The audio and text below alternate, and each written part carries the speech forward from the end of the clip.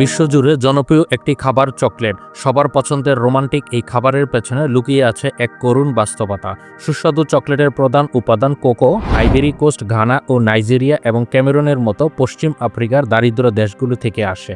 এসব আফ্রিকান দেশগুলোই মূলত বিশ্বের প্রায় 70% কোকো সরবরাহ করে। কিন্তু এই ফল উৎপাদনের পেছনে রয়েছে কোকো চাষিদের অমানবিক শ্রম, ন্যূনতম পারিশ্রমিক এবং জীবনের ঝুঁকি। ইউরোপীয়দের বিলাসিতা মেটাতে গিয়ে আফ্রিকার কোকো চাষিরা কিভাবে চকলেটের দাস হয়ে পড়েছে সে সম্পর্কে আলোচনা করা হবে অজানা অধ্যায়ের এই পর্বে।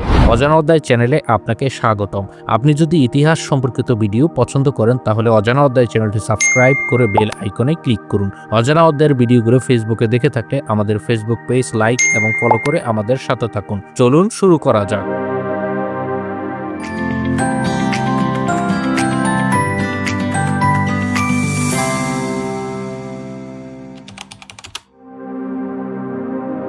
চকলেটের ইতিহাস হাজার বছরের পুরনো। প্রায় 1900 খ্রিস্টপূর্বাব্দে মেক্সিকো ও মধ্য আমেরিকার অঞ্চলের ওমলেক সভ্যতায় কোকো বীজের ব্যবহার শুরু হয়। তবে এটি মায়া ও অ্যাজলেট সভ্যতায় এসে জনপ্রিয় হয়। মায়ারা কোকো বীজ থেকে শোকায়টল নামে এক ধরনের পানীয় তৈরি করত। শোকায়টল অর্থ তেতো পানীয়। এই শোকায়টল থেকেই চকলেট শব্দের উৎপত্তি হয়েছে। এই পানীয় মশলা, মরিচ ও মধু মিশিয়ে তৈরি হতো এবং ধর্মীয় আচার, বিবাহ ও উৎসবে ব্যবহৃত হতো। কোকো বীজ মায়াদের কাছে এত মূল্যবান ছিল যে এটি মুদ্রা হিসেবে ব্যবহৃত হতো। অ্যাজটেকরা কোকোকে দেবতার খাদ্য মনে করত এবং এটি শুধু অভিজাত শ্রেণী এবং যোদ্ধারাই পান করতে পারত। ইউরোপে চকলেটের আগমন ঘটে 1502 সালে। সে সময় ক্রিস্টোফার কলম্বাস আমেরিকা থেকে কোকো বীজ নিয়ে ইউরোপে ফিরে আসে, তবে এটি তখন তেমন গুরুত্ব পায়নি। পরে 1519 সালে স্প্যানিশ অভিযাত্রী হার্নান কার্টেস অ্যাডজেকদের কাছ থেকে কোকো সম্পর্কে জানেন এবং স্পেনে এটি প্রচার করেন। স্পেনে কোকো পানীয় তৈরি করা হতো চিনি ও ভ্যানিলা মিশিয়ে, যা তেতো স্বাদকে মিষ্টি করে তুলত। 16 শতাব্দীতে এটি স্প্যানিশ রাজপরিবার ও অভিজাতদের মধ্যে জনপ্রিয় হয়ে ওঠে। ধীরে ধীরে চকলেট ফ্রান্স, ইংল্যান্ড ও অন্যান্য ইউরোপীয় দেশে ছড়িয়ে পড়ে। 1828 সালে ডাচ রসায়নবিদ Conrad van Houten cocoa press আবিষ্কার করেন, যা কোকো বীজ থেকে কোকো বাটার আলাদা করতে পারে। এটি কোকো পাউডার তৈরির পথ সুগম করে এবং চকলেট পানীয়কে আরও সহজলভ্য করে। 1847 সালে British company fry and sons প্রথম ভোজ্য চকলেট বার তৈরি করে। এটি ছিল কঠিন চকলেট যা কোকো পাউডার, চিনি ও কোকো বাটারের মিশ্রণে তৈরি হতো। 1875 সালে সুইস চকলেট প্রস্তুতকারক ড্যানিয়েল পিটার ও হেনরি নেসলে মিল্ক চকলেট তৈরি করেন, যা দুধের গুঁড়ো মিশিয়ে তৈরি হতো। এটি চকলেটকে আরও মসৃণ ও জনপ্রিয় করে তোলে। 19 শতাব্দীতে ইউরোপীয় ঔপনিবেশিক শক্তি তাদের চকলেটের কাঁচামালের চাহিদা মেটানোর জন্য আফ্রিকায় কোকো চাষ শুরু করে। 20 শতাব্দীতে মার্স, হার্শে, নেসলে ও ক্যাডবেরির মতো কোম্পানিগুলো বিভিন্ন ধরনের চকলেট বার, ক্যান্ডি ও ডেজার্ট তৈরি করে বিশ্বব্যাপী চকলেট শিল্পকে আধিপত্য বিস্তার করছে। বর্তমানে সুইজারল্যান্ডের মানুষ সবচেয়ে বেশি চকলেট খায়। একজন সুইস নাগরিক বছরে প্রায় 10 থেকে 11 কেজি চকলেট খেয়ে থাকে। তবে জার্মান হলো বিশ্বের সর্ববৃহৎ চকলেট উৎপাদনকারী দেশ। জার্মানি প্রতি বছর প্রায় $5.61 বিলিয়ন মূল্যের চকলেট রপ্তানি করে। এছাড়া সবচেয়ে সেরা চকলেট উৎপাদকের দিক থেকে এগিয়ে রয়েছে বেলজিয়াম।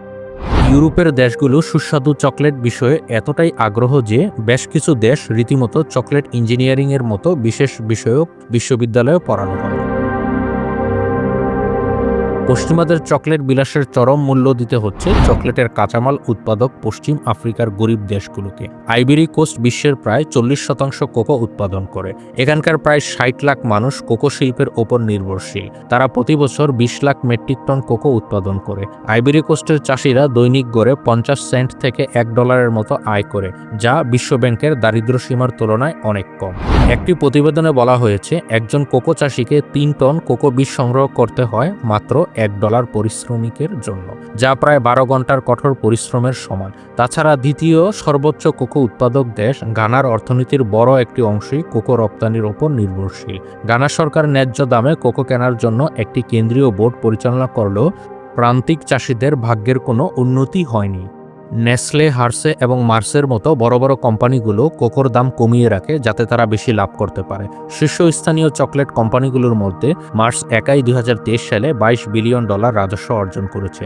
এরপর রয়েছে ম্যান্ডেলেস ইন্টারন্যাশনাল, যা $14.4 বিলিয়ন, ফেরোরো গ্রুপ $13.8 বিলিয়ন এবং হার্সে কোম্পানি $10.3 বিলিয়ন এবং নেসলে $8.5 বিলিয়ন।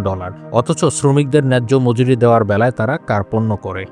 শুধু কম পারিশ্রমিকের কষ্টই নয়, কোকো চাষ একটি বিপজ্জনক কাজ, যেখানে চাষিদের প্রতিনিয়ত জীবনের ঝুঁকি নিতে হয়। কোকো গাছ সাধারণত গ্রীষ্মময় অঞ্চলে জন্মায়, যেখানে চাষিরা প্রচণ্ড গরম, উচ্চ আর্দ্রতা এবং বিষাক্ত পোকামাকড়ের মুখোমুখি হন। এছাড়া তারা প্রায়ই ধারালো মাছিটির মতো সরঞ্জাম ব্যবহার করে, যা দুর্ঘটনার ঝুঁকি বাড়ায়। চাষিরা ব্যাপক কীটনাশকের সংস্পর্শে আসে, যা তাদের শ্বাসকষ্ট, ত্বকের রোগ এবং দীর্ঘমেয়াদী স্বাস্থ্য সমস্যার কারণ হয়। কোকো চাষের আরেকটি গুরুতর সমস্যা হল শিশুশ্রম।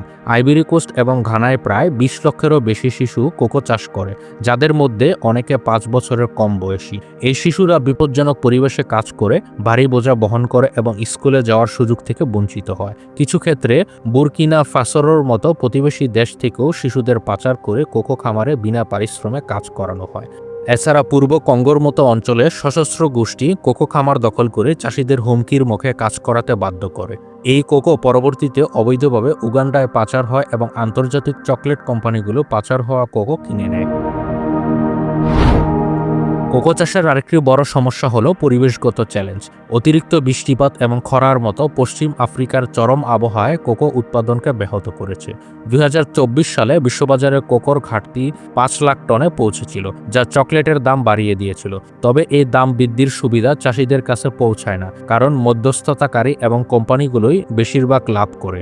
এছাড়া নতুন বন ধ্বংস প্রতিরোধ আইন কোকো বাগান সম্প্রসারণের বাধার সৃষ্টি করেছে, যা সরবরাহ আরও সীমিত করে দিয়েছে। এই পরিস্থিতিতে চাষিদের জন্য আরও অর্থনৈতিক চাপ সৃষ্টি করেছে, কারণ তারা উৎপাদন বাড়াতে পারছে না।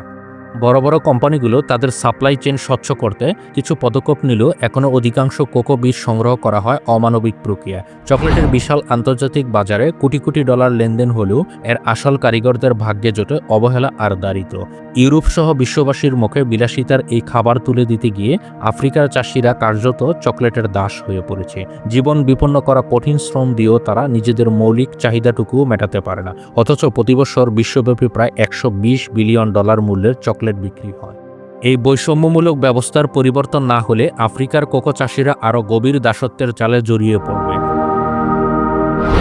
চকলেটের মতো হাজার বছরের পুরনো আরেকটি সুস্বাদু খাবার হলো কেভিয়ার। বিশ্বের সবচেয়ে দামি খাবার সম্পর্কে আলোচনা করলেই সবার আগে উঠে আসবে কেভিয়ারের নাম, কারণ মাত্র 1 কেজি কেভিয়ারের দাম প্রায় 25 লক্ষ টাকারও বেশি হতে পারে। কেভিয়ার কিভাবে উৎপন্ন করা হয় এবং কেভিয়ারের দাম এত বেশি কেন, সে সম্পর্কে জানতে চাইলে অজানা অধ্যায় চ্যানেলের এই ভিডিওটি দেখতে পারেন। আজ এ পর্যন্তই। আমাদের ভিডিওগুলো ফেসবুকে দেখতে চাইলে অজানা অধ্যায়ের ফেসবুক পেজ লাইক এবং ফলো করুন। পরবর্তী ভিডিও আপলোড হওয়ার সাথে সাথে দেখতে চাইলে অজানা অধ্যায় চ্যানেলটি সাবস্ক্রাইব করে বেল আইকনে ক্লিক করুন। পরবর্তীতে আপনারা কোন বিষয়ে ভিডিও দেখতে চান তা অনুগ্রহপূর্বক কমেন্ট করে জানান। ভিডিওটি দেখার জন্য অসংখ্য ধন্যবাদ।